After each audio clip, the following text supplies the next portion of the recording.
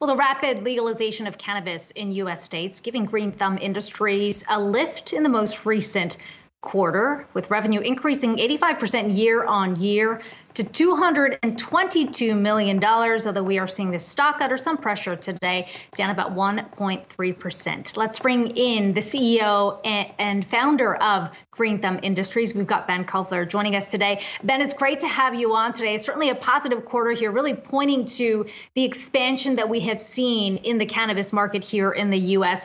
You've got $360 million roughly in cash at the end of the quarter. How do you put that to use now? Yeah, thanks for having me. Pretty aggressively. We see a lot of growth coming for U.S. cannabis, and we're sitting inside a protected moat given the regulatory structure. So there's a huge amount of growth ahead. Just industry-wide, to put it on the map for you, currently U.S. legal cannabis sales is a $24 billion industry. We believe that will triple in the next decade. So that's $50 billion of growth that we're going to be investing into.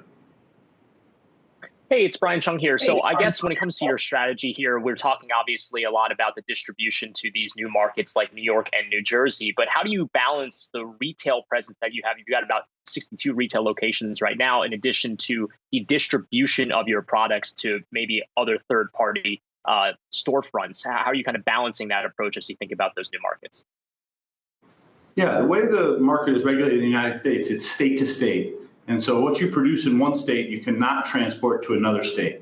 And so our strategy is to go into limited license markets and gain one of the licenses to produce our branded products, at the same time have retail locations for throughput.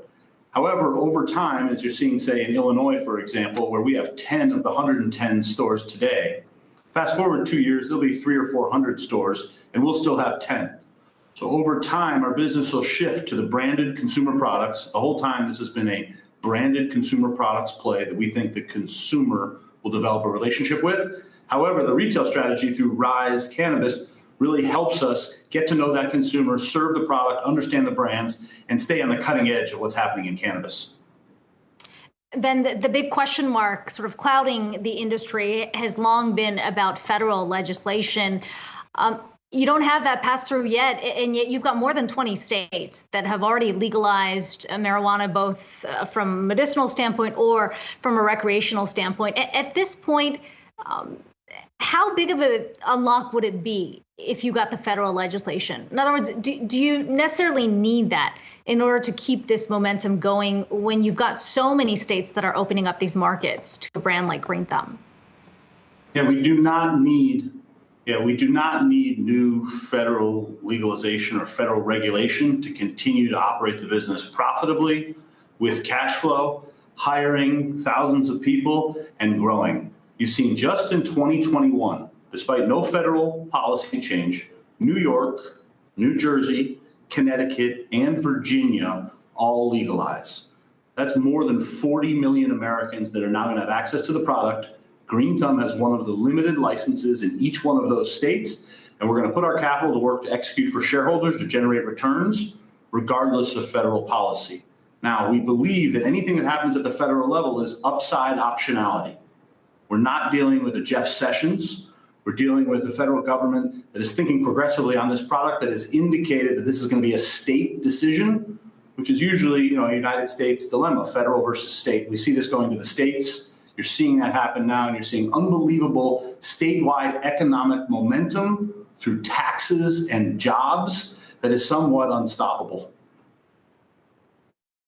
Ben, as you mentioned, really it's going to differ maybe state to state, but what does the competition look like when you're marketing these types of products, right? A pre-roll used to just be a pre-roll, an edible used to just be an edible. It was wherever you could get it, but it seems like now there are all these products, at least where it's legalized, where consumers do have a choice of where to go. So how important is branding, is execution in marketing when it comes to taking new products to market?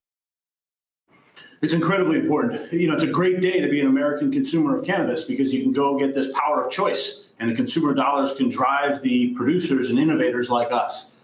So it's a great time. It's going to continue to improve. We see more, opportunity and more optionality coming. You're right. The product used to be 100% smoked. And now you're seeing innovation in edibles and consumables, in vape and concentrates, and in cutting edge products like drinks and other sorts of social consumption.